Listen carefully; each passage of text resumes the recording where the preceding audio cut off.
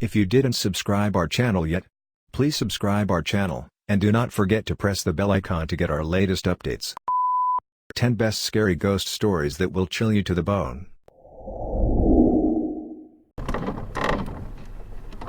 The Crying Lady in the Dakota, New York. The Dakota, an apartment building in New York City, has been home to many rich and famous residents since it opened back in 1884.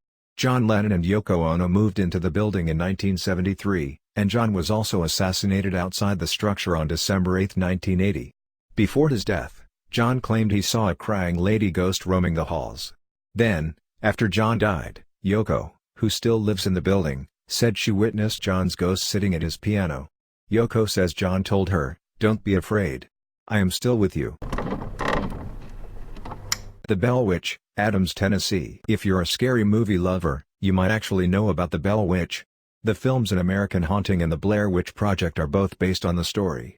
Way back in the early 1800s, a man named John Bell moved his family to an area in Tennessee called Red River, which is now known as Adams, Tennessee. After they had settled in the new home, some peculiar things started happening. The Bell family began hearing some bizarre noises, including dogs barking, chains rattling, rats chewing, and a woman whispering. Soon, that woman became known as the Bell Witch, and many people believe she's the ghost of a former neighbor of the Bells, Kate Batts. Batts and the Bells had a dispute over land and she had sworn vengeance on the Bell family before she died. Later on, Bell died from poisoning, and it's rumored to be the work of the Bell Witch.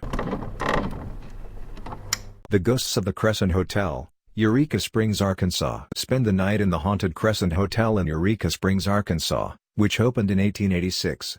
During construction, a worker named Michael was killed, and his ghost reportedly still haunts room 218. The hotel came under the ownership of known medical fraud Norman Baker in 1937, who fancied himself a doctor. He turned the hotel into the Baker Cancer Hospital, claiming to have the cure for the disease. He did not, obviously. Patients who died under his care were buried right in the hotel's basement, which served as a makeshift morgue. He was arrested in 1940, but his patients' spirits are said to still remain.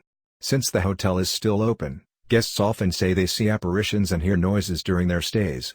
Sci-Fi's Ghost Hunters even has footage of something moving in the basement. Huggin' Molly, Obville, Alabama. It's best to stay home when the sun sets in Obville, Alabama, if you want to avoid Huggin' Molly's chilly embrace.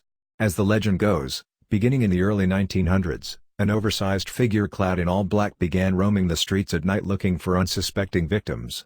Once she fixates on someone, she hugs the person and screams ever so loudly into their ears. Many people have recounted stories of being chased by what they believe was Huggin' Molly. Local parents have even taken advantage of the story to keep their children in line. The town embraces its nighttime warden, proudly calling itself the home of Huggin' Molly. There's even a family-friendly restaurant named after her. The Soren House Ghost, Soren, Georgia. The Soren clan began experiencing paranormal activities in present-day Soren, Georgia, in the 1870s. Family members reported witnessing objects soaring across rooms, hearing laughter and crying, and seeing red eyes staring into the house. Food was thrown from their plates, and utensils twisted into unusable shapes. The townspeople speculated that these occurrences were cries for help from spirits who thought the family would be able to save them. On the day the family decided to finally leave the house, a fire iron allegedly floated up and started hitting one of the sons on the head. No one was ever brave enough to live in the house again, and the building went up in flames in 1925. The Ghost of Bellamy Bridge, Marianna, Florida. For a taste of true haunting love, travel over the spooky bridge in Marianna, Florida, which has several ghost legends surrounding the structure, according to its official website. In the 1830s, Elizabeth Jane Croom Bellamy married local politician Dr. Samuel C. Bellamy. On their wedding night, her dress accidentally caught on fire, which covered the young bride in horrible burns. She initially survived, but eventually passed away. Elizabeth was buried along the banks of the Chipola River, and it was said that her love for her husband was so strong, she couldn't rest. The deceased newlywed, dressed in white, can allegedly be seen wandering the banks from the vantage point of the bridge, which was built after she died. It's said that she appears on fire either walking through the swamps or diving straight into the river, as if to douse the flames, or somberly walking along the side of the river. The Ghost of Deer Island, Biloxi, Mississippi. Back on May 20, 1922, Anthony Raguzan, aka Mr. Tony, relayed this tale in a column in the Sun Herald. He writes that in the early 1800s, two fishermen spent the night on Deer Island off Biloxi's coast. They heard noises that they ignored until it became impossible to do so. When they went to see what was causing the ruckus, they claimed they found a headless skeleton that ran after the pair.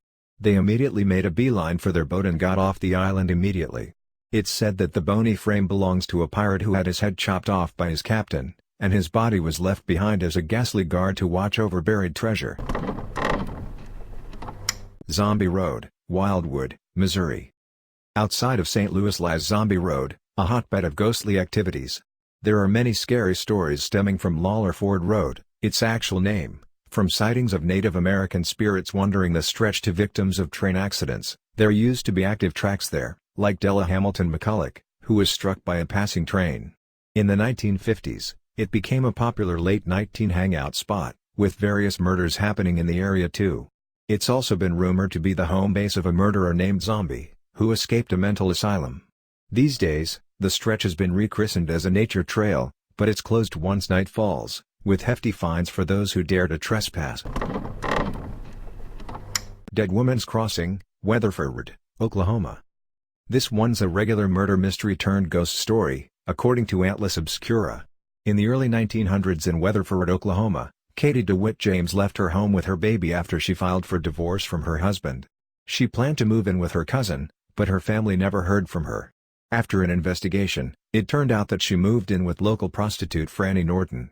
She was last seen leaving the house with Franny and her child in a carriage. Franny returned with the child, who was covered in blood, but without Katie. Her body was found later, along a nearby creek, with her head cut off. It was rumored that her ex-husband had her killed with Franny's help, but Franny claimed she wasn't involved in Katie's death. But on the day she was supposed to be questioned by the police, she poisoned herself. Katie's still around though. She allegedly appears as a blue light floating around town, and people have reported hearing a woman looking for her baby and the rolling sound of wheels. The Myrtle Plantation, St. Francisville, Louisiana. Of the numerous spirits haunting this plantation, built in 1796 in St. Francisville, Louisiana, the most known entity is Chloe, according to the official website. It's said that plantation owner Clark Woodruff carried on an affair with his slave, Chloe, which he ended abruptly. She began to eavesdrop on his conversations and he caught her. As punishment, he cut her ear off. She then poisoned the rest of his family with a birthday cake, leaving him alone. The other slaves knew what she had done, and hanged her. She supposedly still remains on the property, though there is a photograph from 1992 where her spirit is reportedly visible.